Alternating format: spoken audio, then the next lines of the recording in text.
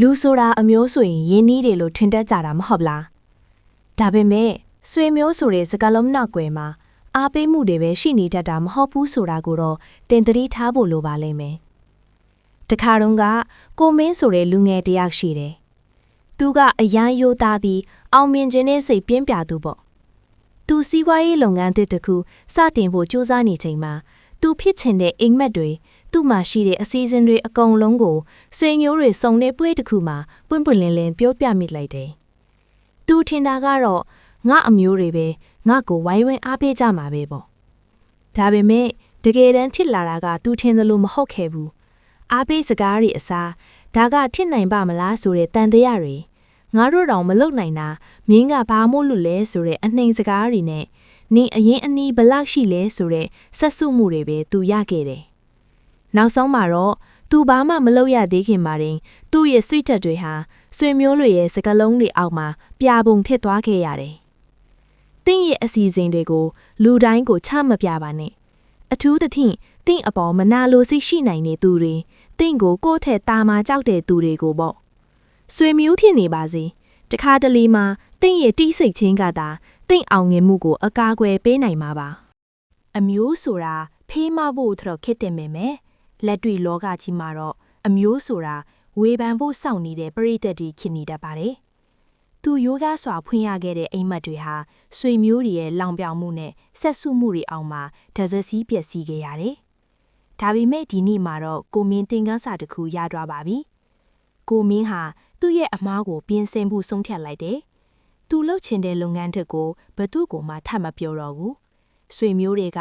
မင်းဘာတွေလုပ်နေလဲလို့လာမဲရင်တောင်သူကဖြုံဖြုံလေးနဲ့ပဲပုံမှန်ပါပဲဗျာဘာမှထူးထူးခြားခြားမရှိပါဘူးလို့ပဲပြန်ဖြေတတ်လာတယ်။သူ့ရဲ့အိမ်မက်ကိုလျှို့ဝှက်ချက်တစ်ခုလိုတင်ဆိပ်ပြီးတိတ်တဆိတ်အလုပ်လုပ်ခဲ့တယ်။လူတွေကသူ့ကိုညံလိုက်တာဘာမှမဖြစ်မြောက်ဘူးလို့ထင်ကျင်တယ်လို့ထင်နေကြပြီမဲ့ကိုမင်းကတော့ဂယုမဆိုင်တော့ဘူး။ဘာဖြစ်လို့လဲဆိုတော့သူတိလိုက်ပြီလေ။အောင်မြင်မှုဆိုတာဗဇက်နဲ့တီးဆောက်ရတာမဟုတ်ပဲရှားလက်နဲ့တက်တယ်ပြရတာဆိုတာကိုပေါ့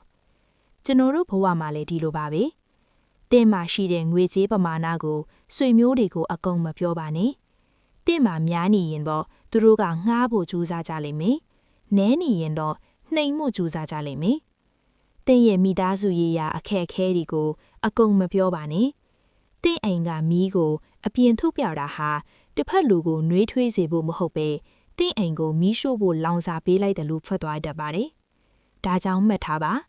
ဆွေမျိုးဆိုတာတင့်ဘဝရဲ့အစိတ်အပိုင်းတစ်ခုဖြစ်နိုင်ပေမဲ့တင့်ဘဝရဲ့ဒိုင်းလူကြီးတော့မဟုတ်ပါဘူး။တင့်ရဲ့လှုပ်ဝက်ချက်တွေအစီအစဉ်တွေနဲ့အားနည်းချက်တွေကိုတင့်ရင်ထဲမှာပဲလုံခြုံအောင်တင်စိတ်ထားပါ။တင့်ရဲ့အောင်မြင်မှုအတန်ကျဲကျဲထွက်လာရဲ့နေကြမှာသူတို့သိပါစေ။အဲ့ဒီအချိန်ကြရင်တော့သူတို့ဟာဝေဖန်သူတွေအဖြစ်ကနေလက်ခုပ်တီးပေးသူတွေအဖြစ်အလိုလိုပြောင်းလဲသွားကြပါလိမ့်မယ်။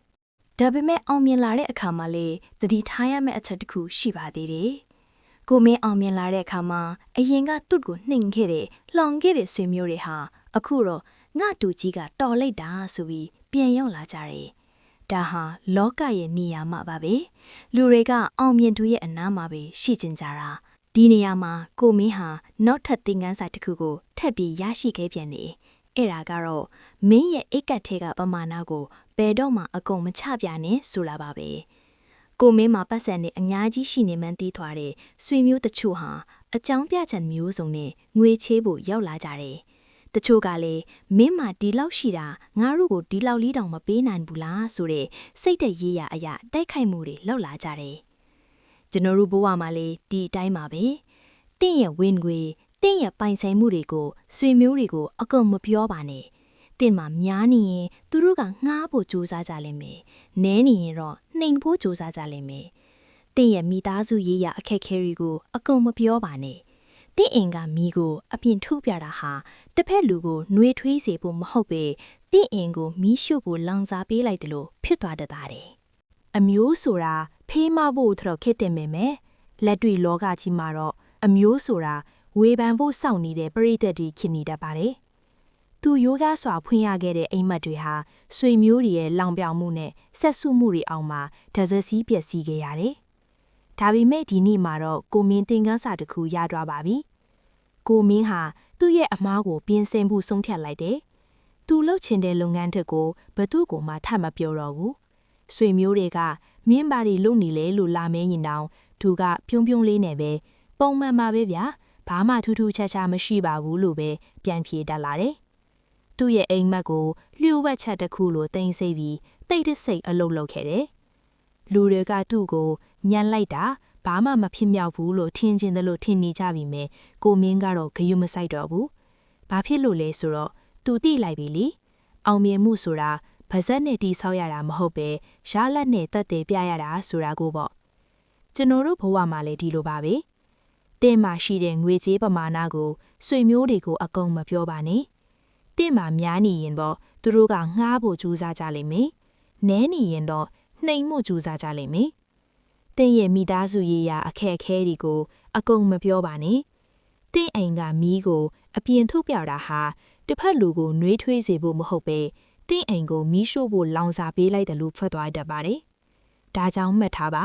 ။ဆွေမျိုးဆိုတာတင့်ဘဝရဲ့အစိတ်အပိုင်းတစ်ခုဖြစ်နိုင်ပေမဲ့တင့်ဘဝရဲ့ဒိုင်းလူကြီးတော့မဟုတ်ပါဘူး။တင့်ရဲ့လှုပ်ဝက်ချက်တွေအစီအစဉ်တွေနဲ့အားနည်းချက်တွေကိုတင့်ရင်ထဲမှာပဲလုံခြုံအောင်တင်စိတ်ထားပါ။တင့်ရဲ့အောင်မြင်မှုအတန်ကျဲကျဲထွက်လာရဲ့နေကြမှာသူတို့သိပါစေ။အဲ့ဒီအချိန်ကြရင်တော့သူတို့ဟာဝေဖန်သူတွေအဖြစ်ကနေလက်ခုပ်တီးပေးသူတွေအဖြစ်အလိုလိုပြောင်းလဲသွားကြပါလိမ့်မယ်။ဒါပေမဲ့အောင်မြင်လာတဲ့အခါမှာလေသတိထားရမယ့်အချက်တစ်ခုရှိပါသေးတယ်။ကိုမင်းအောင်မြင်လာတဲ့အခါမှာအရင်ကသူ့ကိုနှိမ်ခဲ့တဲ့လှောင်ခဲ့တဲ့ဆွေမျိုးတွေဟာအခုတော့ငါတူကြီးကတော်လိုက်တာဆိုပြီးပြန်ရောက်လာကြတယ်။ဒါဟာလောကရဲ့နေရာမှာပါပဲ။လူတွေကအောင်မြင်သူရဲ့အနားမှာပဲရှိကျင်ကြတာ။ဒီနေရာမှာကိုမင်းဟာနောက်ထပ်သင်ခန်းစာတစ်ခုကိုထပ်ပြီးရရှိခဲ့ပြန်တယ်။အဲ့ဒါကတော့မင်းရဲ့အိတ်ကတ်ထဲကပမာဏကိုဘယ်တော့မှအကုန်မချပြနဲ့ဆိုတာပါပဲ။ကိုမင်းမှာပတ်စံနဲ့အများကြီးရှိနေမှန်းသိထွားတဲ့